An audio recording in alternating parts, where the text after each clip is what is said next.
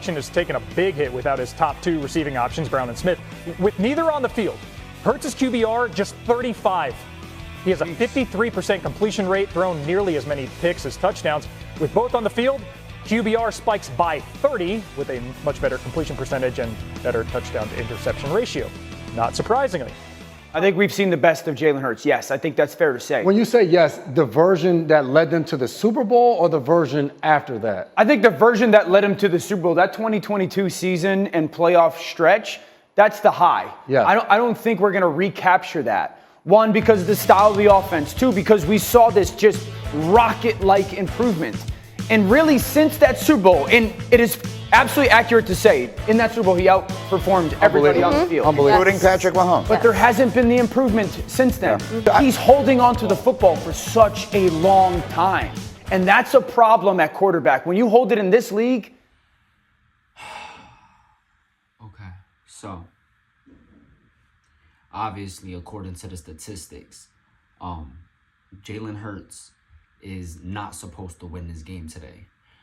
He's not supposed to do well against this Bucs team. They have not allowed one passing touchdown this season yet.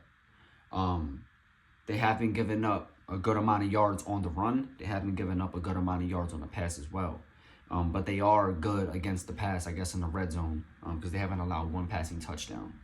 So in 2021, the first time Jalen Hurts ever actually got to play against the Bucs, he struggled. He had 12 of 26 passes for 115 yards with one touchdown and one interception, ending with a rating of 55.8, right?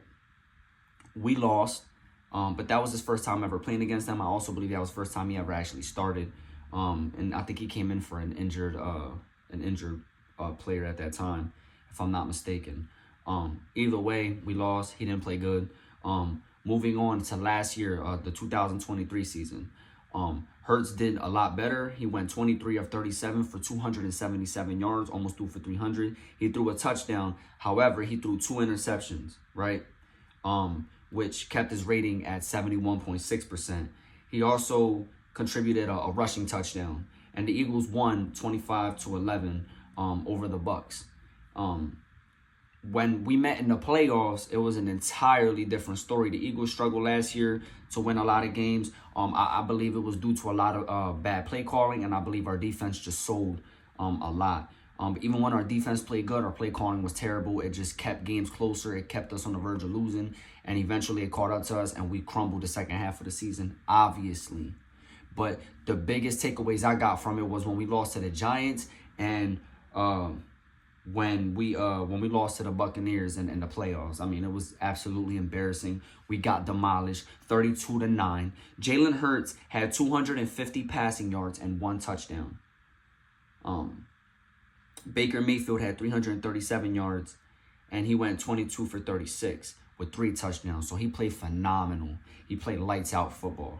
Devontae Smith had 148 yards and 8 receptions, and we still lost. Okay, put that into perspective. He only had 8 catches for 148 yards, and we still lost. That's how critical turnovers can be. In this game, the Eagles only had 13 first downs. The Bucs had 23 first downs. They dominated. The time of possession was 34 for the Bucs. It was 25 for the Eagles. There was no interceptions. There were no turnovers. The Bucs just dominated. We only had nine passing first downs. But when we beat the Bucs last year, in the regular season, we had 27 first downs. So that was the difference. We had 13 passing first downs, and we had 12 rushing first downs. And then we had 2 first downs from penalties. And our third down efficiency, which is another thing that we need to really work on and get tight again, we were 10 and 16 on third down, and we were 2 and 3 on fourth down. We had 78 total plays. We dominated that game. We had a crazy time of possession, I believe, as well. Right down here, 38 minutes and 55 seconds of time of possession to their 21 minutes and 5 seconds of possession. which is a drastic difference. Very, very, very big difference in why we won and why they won the last time. That's, to me, the deciding factor. Who's going to have the ball? Who's going to dominate on defense to get that offense the ball back? Who's going to get the takeaways? And honestly, in a matchup like this, I would say who's going to run the ball better. Obviously, in that case, you got to give the edge to the Eagles. Obviously, that's my team, of course. I think we're going to run the ball a lot today. I think it's going to be a lot of check down passes to Barkley. I think he's going to eat a lot with receiving. But honestly, I'm going to just be real. This is not about Barkley. This is not about Goddard. This is not even about the Eagles as a team. Today, me personally, my eyes are all on Jalen Hurts because I want to see him make plays. I want to see him not turn the ball over. I want to see no risky throws that he doesn't need to throw into double coverage. I want to see him use his legs. I want to see him throw the ball out of bounds.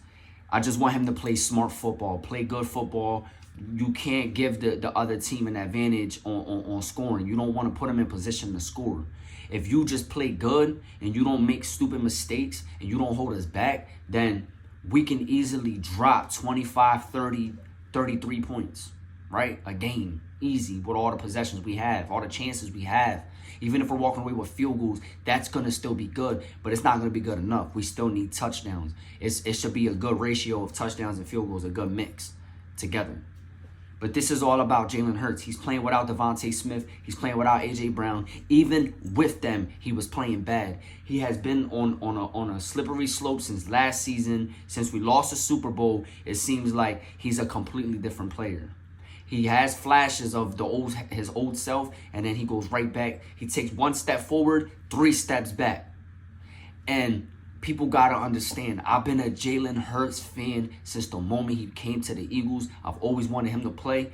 When he actually became our starter, I knew it was the start of something special. I believed in him when nobody else that I knew believed in him. Everybody was saying to trade him. He can't throw, blah, blah, blah. He threw a lot of touchdowns in the year we went to the Super Bowl. He did great that year. He was clicking. He was on fire. But ever since we lost that Super Bowl, ever since that fumble in that Super Bowl, he has not been the same person. And I don't know if it's psychological. I don't know if it's physical. I don't know what it is. I don't know if he's trying new things in his mind and he's trying to try new ways to, if he's just literally taking everything as a learning process. So when he's a final product, he knows exactly how he wants to play the game. It could be a bunch of variables that are gonna decide that. But I'm just saying, I'm one of the biggest Jalen Hurts fans in the world. Nobody wants to see him do better than me. Like nobody wants to see him do better than I do. Like, this is a test for him, right? Prove everybody wrong. You don't need Brown. You don't need Smith. Even though it does suck that they're not playing. Don't get me wrong. It does hurt. But this is a beautiful chance for him to redeem himself, get his mojo back, get his energy back, get his faith back, get his confidence back, get his ego back, get his swagger back, shut everybody up, deliver a good game. You don't even got to give me 300 yards. Give me between 200 and 250. Give me a high completion percentage. Do not turn the ball over. Don't turn the ball over, my God. Take the sack, throw it out of bounds. Take the fucking penalty. I don't care. Take the penalty, bro. Anything is better than a loss, and anything is better than an interception or a fumble, okay? This is all about Jalen Hurts today. He needs to be able to extend plays. He needs to be able to make critical throws. He needs to be smart with the football. He needs to use his legs. He needs to just be himself. Just be yourself. Forget about the record with the Bucs. Forget about your losing record to them. Forget about your statistics to them because you got more interceptions than touchdowns against them. Fuck all of that. It's about now. It's about today. It's about stepping up to the plate. And this is, you're going to show everybody why you got all that money. You're going to show everybody why you're Jalen Hurts. You're going to show everybody why you are literally number one. Because everybody loves to drag Jalen Hurts all around through the dirt. Everybody loves to talk bad about him when he don't win. But when he does win, there's crickets. There's nothing to say when he's winning, right? That's pathetic. That's corny. That's not real. Give somebody their props when they step up to the plate and they do what they're supposed to do in critical moments. That's what we're looking at right here. And if he doesn't perform and if he doesn't do good, then that's a different story. Now you're giving people the ammo and the leverage and the right to say what they say about you. Because Smith, Brown or not, whatever, you have to win. This is about winning and losing. It's about getting the job done. So just do it. And I believe in Jalen Hurts. I think he's going to do it. I think he's going to be the first one to throw a passing touchdown on the Bucs this year. Mark my words. Anything besides a win. And like I said, if we win the game, but he does throw an interception or he does fumble for a turnover or something, if he doesn't throw the ball well, if he doesn't do all these fundamental things that he should be able to already be doing, like he's already proved that he could do it before, if he's not doing that and we still win, I'm still going to be worried. Because at the end of the day, it's just not good enough. We need to dominate. And if we're winning the game, keep your foot on the gas. I don't care if you're going to set the starters out. But if you're going to put the bench in, make sure they're trying to score. We're not playing. We're not slowing down for nobody. I like the 49ers because I admire about them. One thing I admire about them is that they keep their foot on the gas the whole game, right? So you got to go all 4 quarters. So I don't like the fact that we're a second half team and we just, no, fuck that second half shit. I want you to come in the game and I want you to smell blood. First quarter off rip. Fuck that second half shit. Oh, we're a second half team. If you know you're a second half team, you shouldn't have to work on being a second half. You shouldn't have to just be a second half team. You should be working on that so you could be a first half and a second half team. Because in the second half, if you're up, all you got to do is don't let a big play happen. And you're good. You control the game when you're winning going into halftime. Or you're that close to winning going into halftime. It's all situational shit. And it's about putting yourself in the best situation to win the game. Fly, Eagles, fly. Jalen Hurts is going to throw for 200 today. He's getting a passing touchdown at least. He might have to. I'm looking at Barkley. He's going to run the ball real heavy today.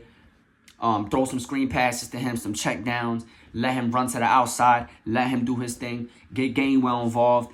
Throw some passes to Gainwell. Let Gainwell get them a little bit winded. And then just keep running the ball. And Jalen, give Jalen a few RPOs, a few runs. We got this. We can kill him with the run. Let's get it, man. Fly, Eagles, fly, baby. This is Lolo the Maverick. This is Maverick Mind Sports. And we are out of here.